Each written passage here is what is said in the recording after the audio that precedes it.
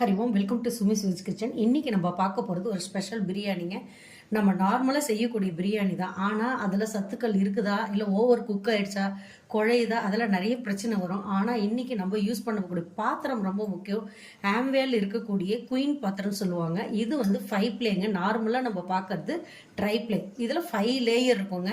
So உங்களுக்கு medium அல்லது சிம்மில் வச்சு செஞ்சாவே போதும். தண்ணியும் பார்த்தீங்கன்னாக்கா நம்ம காய்கறியெல்லாம் யூஸ்வலாக வேக வச்சோம்னாக்கா 1/2 டம்ளர் ஊற்று, இதில் 2 ஸ்பூன் போட்டு நம்ம மூடி வச்சாவே அந்த கலர் மாறுறது இல்லைங்க, அப்படியே இருக்கும். ஸோ அந்த கலரும் ரீட்டைன் ஆகும். நம்ம கேரட்னா பீட்ரூட்னா அப்படியே என்ன கலருக்கு ஆசிட்டிஸ் அப்படியே இருக்கும். ஈவன் கீரையாகட்டும், மற்றது பருப்பு எல்லாமே கொஞ்சம் ஆகிடும். பருப்பு மட்டும் கொஞ்சம் லேட் ஆகும். இப்போ நம்ம பிரியாணி செய்ய போகிறோம். அந்த பிரியாணியோட பாத்திரத்தை பாருங்கள் எவ்வளோ திக்காக இருக்குன்னு பாருங்கள். இதை பாருங்கள், தூக்கவே முடியல, அவ்வளோ நல்லா இருக்குது. இதில் தீயவே தீயாது. ஸோ இப்போ நம்ம வந்து பார்த்தோன்னா பாத்திரம் இதுதான் மெயின். இப்போ இதில் வந்து எண்ணெயும் பார்த்தீங்கன்னா சும்மா ஒரு துளி தான் நமக்கு தேவைப்படும். ஸோ அந்த ஒரு துளி மட்டும்தான் ஆட் பண்ண போகிறோம். அதிகமாக தேவையே படாது. இன்கேஸ் பாத்திரம் உங்களுக்கு பழகிருச்சு, எண்ணெய் கூட தேவையில்லை, அப்படியே நம்ம செஞ்சுக்கலாம், டைரெக்டாகவே செஞ்சுக்கலாம். இப்போ அந்த பிரியாணிக்கு தேவையான பொருட்கள் பாருங்கள். இதில் வந்து மசாலா பாருங்கள், பட்டை, கிராம்பு, லவங்கம், ஏலக்காய், பிரியாணி இலை வச்சுருக்கேன். இஞ்சி பூண்டு பேஸ்ட்டு, இதில் வந்து பார்த்திங்கன்னா கொத்தமல்லி, புதினா, பச்சை மிளகாய், சோம்பு அது மட்டும் அரைக்கிறதுக்காக வச்சுருக்கேன் நான். நெக்ஸ்ட்டு காய்கறிகள் பார்த்தீங்கன்னாக்கா கேரட், பீன்ஸ், இது வந்து உருளைக்கிழங்கு, பச்சை பட்டாணி, வெங்காயம், தக்காளிங்க. அதுக்கப்புறம் பார்த்தீங்கன்னா தயிர் மட்டும் ஒரு நமக்கு தேவையான அளவுக்கு யூஸ் பண்ணிக்கலாம், ஒரு 2-3 ஸ்பூன். அரிசி அதை விட முக்கியம். நான் இந்தியா கேட் சூப்பர் எடுத்திருக்கேங்க. நான் ஏற்கனவே சொல்லியிருக்கேன், இதில் நம்ம இந்த பாத்திரத்தில் யூஸ் பண்ணும்போது தண்ணி கம்மியாக பிடிக்குன்னு சொல்லியிருக்கேன். ஸோ இந்த பாத்திரத்தில் வந்து தண்ணி பார்த்தீங்கன்னாக்கா 1.5 இல்லைன்னா 2 ஆட் பண்ணலாம். நான் ஓப்பன் வெசல்னா சீக்கிரம் ஆகிடும். அதனால வந்து நான் 1.25 எடுத்திருக்கேன் தண்ணி. இந்த பாருங்கள் ஊற வச்சிட்டேன் நான். இப்போ வந்து இந்த பாத்திரத்தை யூஸ் பண்ணுறதுக்கு முன்னாடி நம்ம பாருங்கள், நான் ஃப்ளேம் காட்டுறேன். நான்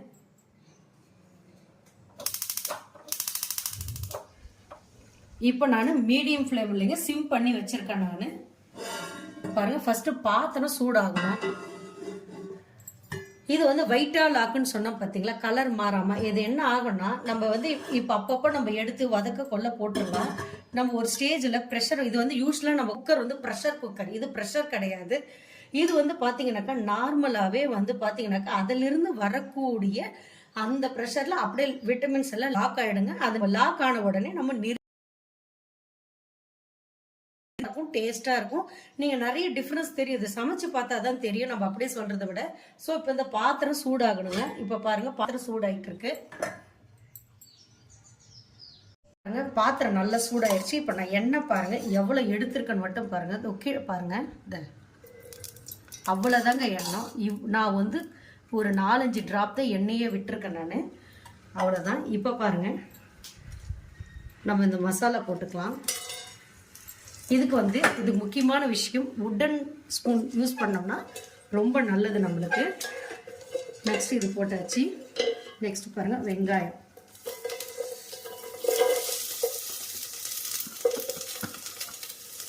இது நல்லா வதக்கட்டும். உங்களுக்கு அடியில் பிடிக்காது, அந்த பயமே வேண்டாம்.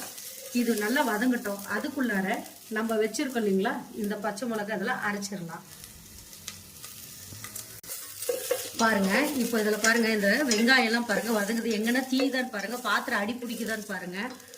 எதுவுமே பிடிக்காது உங்களுக்கு. ஏன் அப்படின்னாக்கா இதுதான், அதனால தான் இந்த டெம்பரேச்சர் வந்து பார்த்தீங்கன்னா ஈவனாக போகும். மற்றதுல பார்த்தீங்கன்னா சென்டராக போகும். டெம்பரேச்சர் வந்து இதில் ஈவனாக போகிறதுனால ஃபுட்டில் இருக்க விட்டமின்ஸ், மினரல்ஸ், அதனோட சத்துக்கள் எதுவுமே இழக்கிறது இல்லை. ஃப்ளேமும் பார்த்தீங்கன்னா நம்ம மீடியத்தில் தான் வச்சுருக்கிறோம் நம்ம. ஸோ இப்போ ஓரளவுக்கு வெங்காயம் நல்லா வதங்கட்டும். இப்போ பாருங்க, நல்லா ஓரளவுக்கு வதங்கிருச்சு. உங்களுக்கு பார்க்கும்போதே தெரியும், நம்ம வந்து வெங்காயம் பாருங்க எவ்வளோ நல்லா வதங்கியிருக்குன்னு சொல்லிட்டு. உங்களுக்கு இன்னும் வேணும்னா கூட நீங்கள் விட்டுக்கலாம். இப்போ இது போதும். இதில் வந்து பார்த்தீங்கன்னாக்கா இப்போ நம்ம வந்து தக்காளி, அப்புறம் இஞ்சி பூண்டு விடுதலை நம்ம சேர்த்துக்கலாங்க. இஞ்சி பூண்டு பேஸ்ட் போட்டுக்கலாங்க.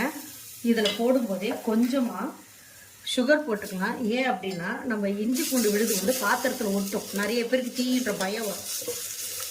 அதனால இப்போ நான் வந்து இஞ்சி பூண்டு பேஸ்ட் போட்டு சர்க்கரை போட்டேன் கொஞ்சமாக. உங்களுக்கு ஒட்டவே ஒட்டாது பாருங்க. உங்களுக்கு எங்கன்னா ஒட்டுதான்னு பாருங்க, நீங்கள் நல்லா பாருங்க, ஒட்டவே ஒட்டாது. இப்போ தக்காளி போட்டுடலாம். தக்காளி போட்டு நல்லா கொஞ்சம் வதக்கலாங்க. தக்காளி பாருங்கள் ஓரளவுக்கு வதங்க வந்தபோது இந்த ஸ்டேஜில் நம்ம வச்சுருக்கிறோம் அந்த கொத்தமல்லி, புதினா, பச்சை மிளகாய், அதை நம்ம இதில் சேர்த்துடலாம். அதை சேர்த்துட்டு நம்ம நல்லா வதக்கலாங்க. இப்போ வதங்குற சமயத்தில் நம்ம கொஞ்சம் உப்பு போட்டுடலாங்க. இப்போ உப்பு போட்டு சமைக்கும் போது என்ன ஆகுன்னா சீக்கிரம் குக்கும் ஆகும். அதே டைமில் தண்ணி விட்டாலும் உங்களுக்கு அடி பிடிக்காது. அதே சமயத்தில் நல்லா வதங்கும். ஸோ இப்போ பாருங்கள் நம்ம உப்பு போட்டாச்சு. இப்போ வதங்கிட்டோம். நம்ம ஒரு ஒரு ஒரு 30 செகண்ட் கொஞ்சம் மூடி வைக்கலாங்க. 1 மினிட் இல்லைன்னா 30 செகண்ட். இது வந்து நம்ம அப்பப்போ கொஞ்சம் திருப்பி விடணுங்க, இல்லைன்னா வைட்டாக லாக் ஆகிடும். பாருங்கள் அப்பப்போ இப்படி திருப்பி விட்டுறணும், இல்லைன்னா லாக் ஆயிடுச்சுனாக்கா அப்புறம் நம்மளால எடுக்க முடியாது. இதை பாருங்கள். இப்போ பாருங்கள் இப்போ கொஞ்சம் நல்லா வெந்திருக்கு. நல்லா பாருங்கள் இந்த இடத்துல பாருங்கள் முழுசாக இருக்கும். ஆனால் அதே சமயத்தில் பாருங்கள் தக்காளியில் நல்லா சாஃப்டாக வெந்திருக்கு பாருங்கள். இப்போ இந்த ஸ்டேஜில் நம்ம ஒரு 2 ஸ்பூன் தயிர் ஆட் பண்ணிக்கலாங்க.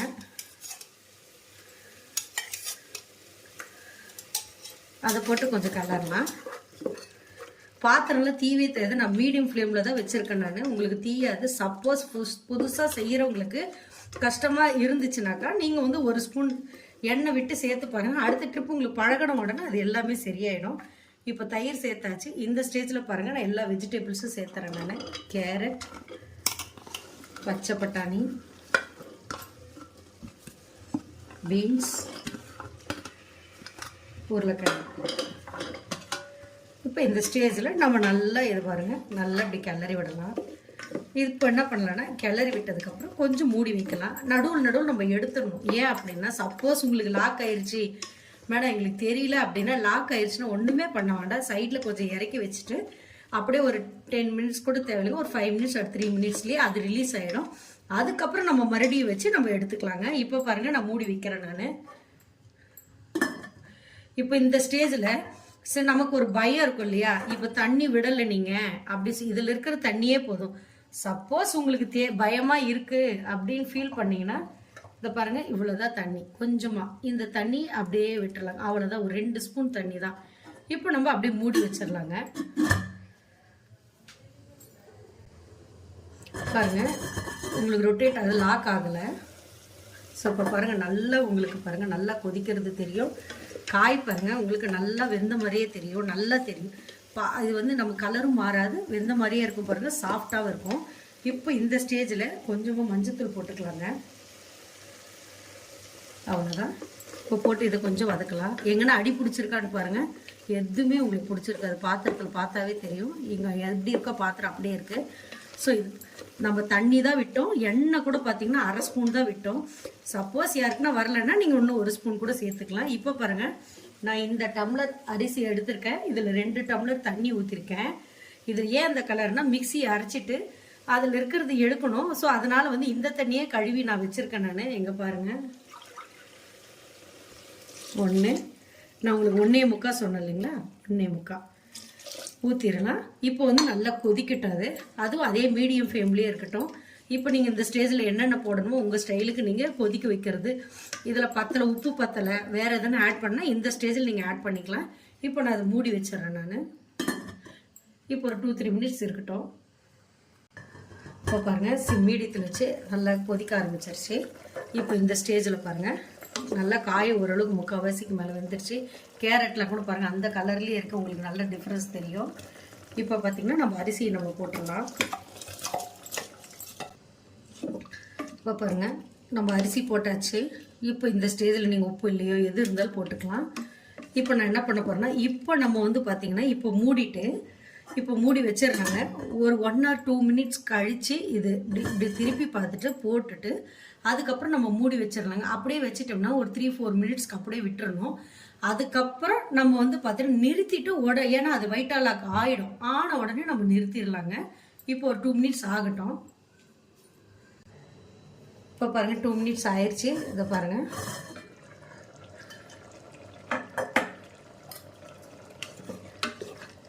பாருங்கள் ஓரளவுக்கு வெந்துட்டே இருக்குது. இப்போ நம்ம இதோட சரி, ஏன்னா இப்போ வந்து இந்த ஸ்டேஜில் நம்ம ஒரு நடுவில் ஒரு தடவை கிளறி விட்டுட்டோம்னா இப்போ விட்டுறலாங்க. ஒரு 5 to 10 மினிட்ஸ், ஏன்னா அவங்க பழகிறது பொறுத்து. இப்போ நம்ம அந்த வைட்டா லாக் ஆகிற வரைக்கும் நம்ம வெயிட் பண்ணுவோம். சில பேருக்கு 5 மினிட்ஸ்ல எது ஆகும். ஏன்னா எதனால அந்த 5 to 10னா, சில பேர் மீடியம்ல குக் பண்ணுவாங்க, சில பேர் லோ ஃப்ளேம்ல குக் பண்ணுவாங்க. ஸோ அந்த டைம் டியூரேஷன் கொஞ்சமா இருக்கும். ஸோ நம்ம 5 to 10 minutes R 2 minutes extra கூட சில நேரத்தில் வரும். ஸோ நம்ம வைக்கிற டெம்பரேச்சர் பொறுத்து தான் அது மாறும். இப்போ நம்ம 5 to 10 மினிட்ஸ் விட்டுறலாங்க. அதுக்கப்புறம் நம்ம பார்க்கலாம். அதே மாதிரி வந்து பார்த்தீங்கன்னா நம்ம வேகுமா வேகாதான் பயப்பட வேணாங்க. ஒரு 75% குக் ஆனாவே நம்ம வைட்டா லாக் ஆயிருது இல்லைங்களா, 5 to 10 மினிட்ஸ்க்குள்ளார அது நிறுத்திடுவோம். நம்ம நிறுத்தினதுக்கு அப்புறம் அது ஓப்பன் பண்ண முடியாது. அதை எடுத்து அப்படியே நம்ம நிறுத்திட்டு இந்த சைட்ல வச்சிட்டோம்னா அந்த டெம்பரேச்சர்லயே நல்லா வெந்துருங்க. ஸோ ஒட்டவும் ஒட்டாது, நல்லா உதிரியாகவும் இருக்கும், அதே சமயத்தில் டேஸ்டாகவும் இருக்குங்க. இப்போ அடுத்து வெயிட் பண்ணுவோம்.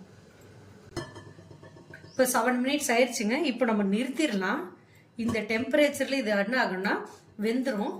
இப்போ நான் எடுத்து இந்த சைடில் இப்படி வச்சிடறேன் நான். இப்போ அப்படியே வேகட்டும். பாருங்க, என்னால் திறக்க முடியல. ஒரு 2 மினிட்ஸ் இருக்கலாம்.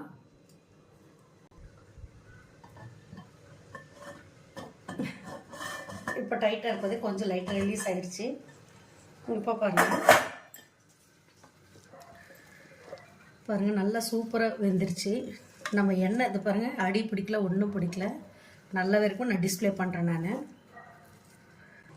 பாருங்க பிரியாணி பாருங்க நல்லா சாஃப்டாக இருக்குது. பாருங்க அரிசி பாருங்க எல்லாமே நம்ம சாப்பிட்ற மாதிரி தான் இருக்குது. ரொம்ப சூப்பராக இருக்குங்க. இது பார்த்தீங்கன்னாவே உங்களுக்கு ஓரளவுக்கு தெரியும். நல்ல டேஸ்ட்டாக இருக்குது, சாப்பிடவே ஆசையாக இருக்குங்க. நல்ல டிஃப்ரென்ஸ் உங்களுக்கு தெரியும். ஃபர்ஸ்ட் டைம் உங்களுக்கு எண்ணெய் தண்ணி பத்தலைன்னா கொஞ்சம் எண்ணெயோ தண்ணியோ விட்டுக்கோங்க. இப்போ இதுக்கு வந்து பார்த்தீங்கன்னாக்கா 2 டம்ளர் தண்ணி விட்டேன் நான். ஏன்னா 1.25 விட்டுருந்தேன். அரிசி போடும்போது சும்மா கொஞ்சமாக நம்ம ஊற்றலையா, அது ஒரு 1/4 டம்ளர். ஸோ 2 டம்ளர் எனக்கு பிடிச்சது.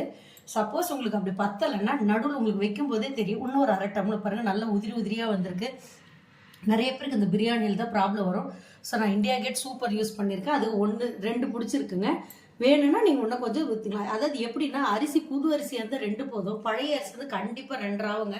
நம்ம வீட்டில் எப்படி தெரிஞ்சுக்கிறதுனா, பழைய அரிசினா நம்ம வீட்டில் ஒரு 6 மாதம் 7 மாதம்னா கண்டிப்பாக 2.5. இப்போ வாங்கி ஜனவரியிலேருந்து அந்த மேனுஃபேக்சரிங்லேருந்து பார்த்தாவே தெரியும். அப்போ அதுக்கு தகுந்த மாதிரி நம்ம யூஸ் பண்ணிக்கலாங்க. ஸோ ரொம்ப டேஸ்ட்டாக இருக்குது. இதே மாதிரி செஞ்சு பாருங்கள். அது வரைக்கும் உங்களிடமிருந்து விடைபெறுவது உங்கள் சுமித்ரா சுரேஷ் பாபு. நன்றி, வணக்கம்.